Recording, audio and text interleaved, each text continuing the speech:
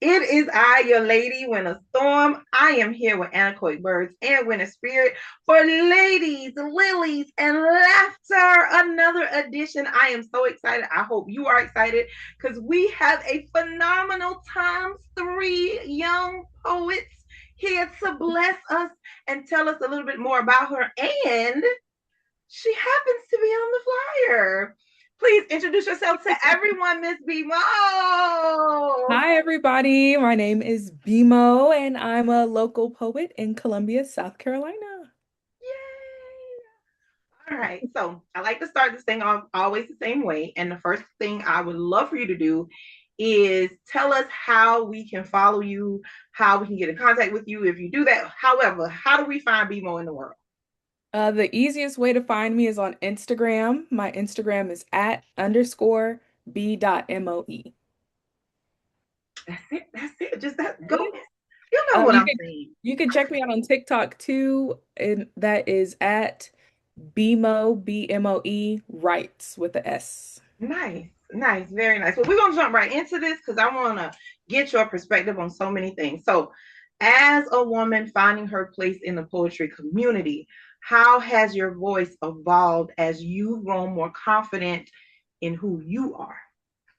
Well, I'll start from the poetry side of things. Just from starting out in March, really starting to find my voice, March 2025, up until now, I feel like I have become a little bit more bold with what I talk about in my poetry. And I think that has just come from comfortability, not just with myself getting on the stage, but seeing others and really hearing people own their true selves on the stage. That's really empowered me to do that. But as just a woman in general, finding the courage to just get on the mic every time was a big thing for me initially.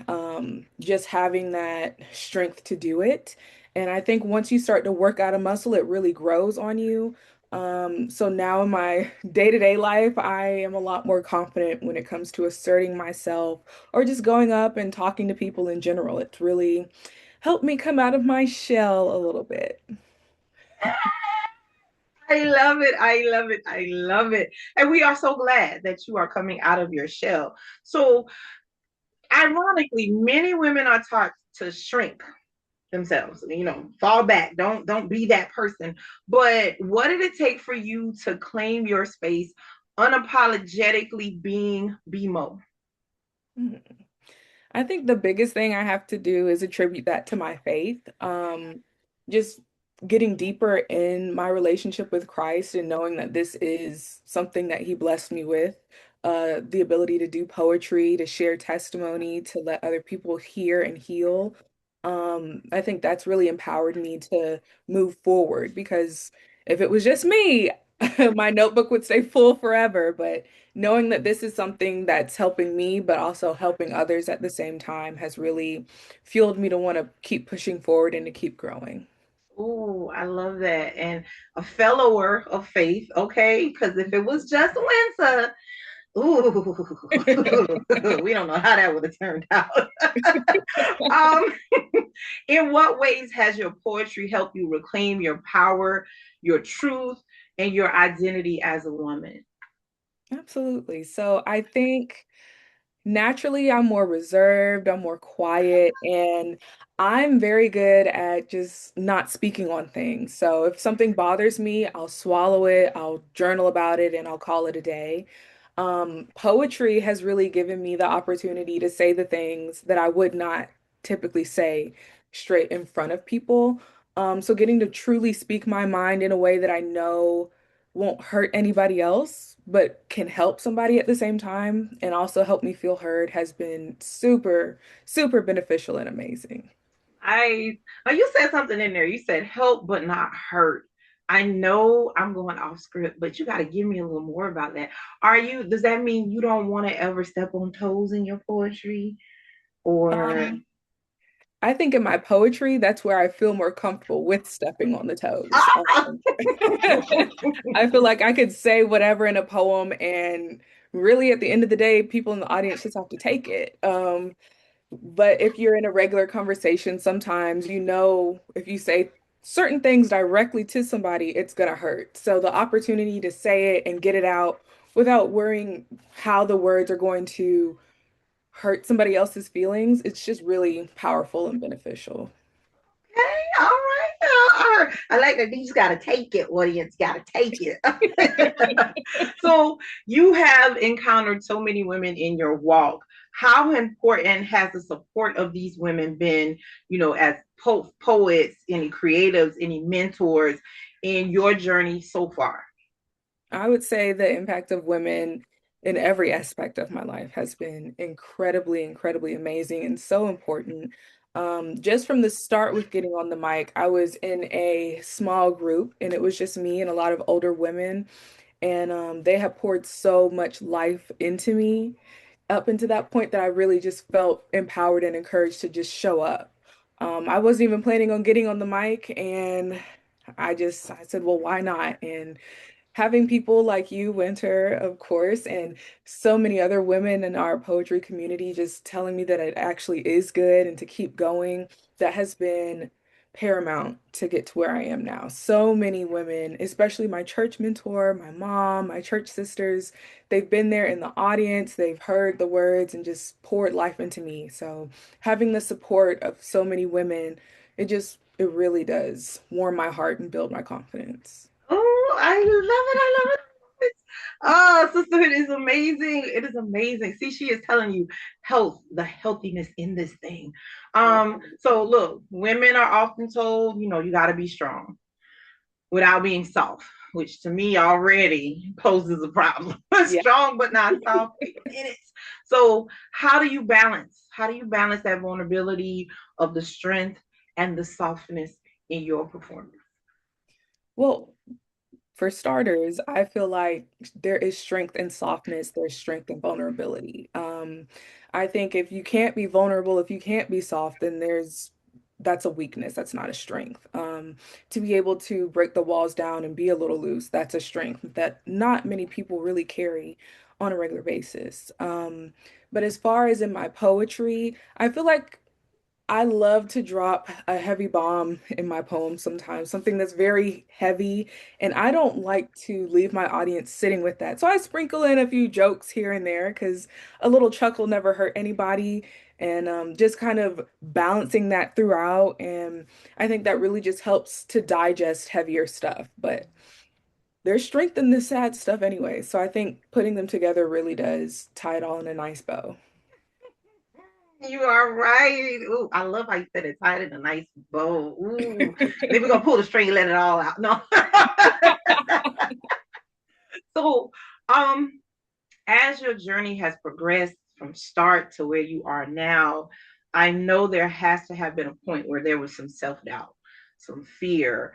And how have you, in a sense, learned to not let that be in the way of you letting your voice out, of you being BMO? I think the best thing I could say is that you have to just go through it. I know for me, recently I had to have a very difficult conversation with some people that I hold a lot of respect for. And it was very terrifying for me because when you love somebody so deeply, you don't want to shake the tables. And I think just going through that, it has turned around and really made me look at things in more perspective. So when I'm looking at stuff now, I'm like, yes, I'm scared, but I'm going to do it scared. Or yes, I feel insecure, but I'm going to do it insecure because the payoff on the other side is always going to be worth it because at least you powered through it. Nothing should have control over what you do except for yourself. So definitely just pushing through.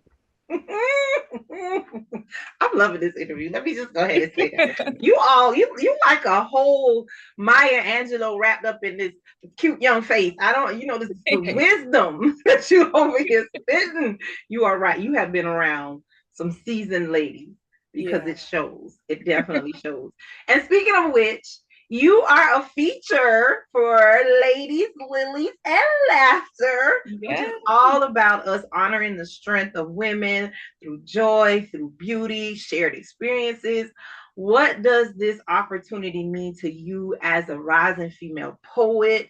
Um, what can you say that this feature will do to create something specifically great for uplifting women? What's your contribution, Miss BMO? So I was so excited to hear it's about women's empowerment because I am pro women and get to the back. No, I love them as well, but I'm happy that this event is all about us. Um, with my featured set, I do plan on talking a little bit just about where we come from as women to where we are now and where we're going, and also just focusing in on those shared experiences and hopefully finding a little humor in that and putting a voice to it because when you speak on it, it gets heard. And sometimes things get swept under the rug. So the more we talk about it and the more we're united in those efforts, I feel like it really moves us forward as women. So true, so true, so true. One day we'll sit down and have the let me tell you my story, girl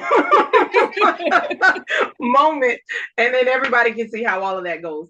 Um, for women who may be listening to this interview and still questioning whether their voice matters, what would you say to them? If you have a voice, it matters. If you have a voice, it matters. Something that they've been driving home to us in church is that if you have air in your lungs, you have a purpose. So if you have a purpose, keep pushing. If you have a voice, use it. You deserve to be heard. There is nobody out here who doesn't deserve to be heard. Um, just looking at our politics now, if they can be heard, so can you. So can you. And that's that piece. Yeah, Okay. that's that piece. I have to say, I have enjoyed this interview with you. It has been amazing. Your spirit is wonderful. Getting to know you has been wonderful. Again, tell people where they can follow you. And do you have anything coming up? Here's your moment to shine before I get to the last thing I have for you. Plug BMO out here for everybody. Let's go. You can follow me again on Instagram at underscore b.moe. Recently, I have been working on a project with a clothing brand called Braveheart. So we'll be putting out a video on the 12th on Instagram. So please feel free to check that out soon. And I'm waiting to hear when that album is coming out, but it's coming. It's going to Ah, come one day. That's down the road, right? to be announced. All right. Thank you so much for participating with us and being a part of this. So you have to finish this statement, and here we go. I am a poet because. Hmm. Because God says I am. And that's it. There's And nothing that's a else. That's piece. that piece. There's nothing else to say because there it is. I can't come back from that. She has taught me. I just want to say thank you so much, BMO, for being with us, for being a part of the Ladies, Lillies, and Laughter interview session sponsored by Anechoic Birds and your lady, Winter Storm, a part of Winter Spirit that's here for you. We are so excited. We are so happy. And please get your tickets for May 3rd so you can be a part of this show and interact with this phenomenal woman who is going to come and let her poetry shine. I am so excited. I am so ready to just let her do her thing and be amazing. Again, that's May 3rd here in Columbia, South Carolina at Lux Life Event Center, starting at 7 o'clock. The doors open at 7. Show is going to be amazing. We want you there. We want you a part of it. BMO, thank you. Yes, thank you guys so much. And I hope everybody comes out and enjoys themselves. Yay. We will see you later.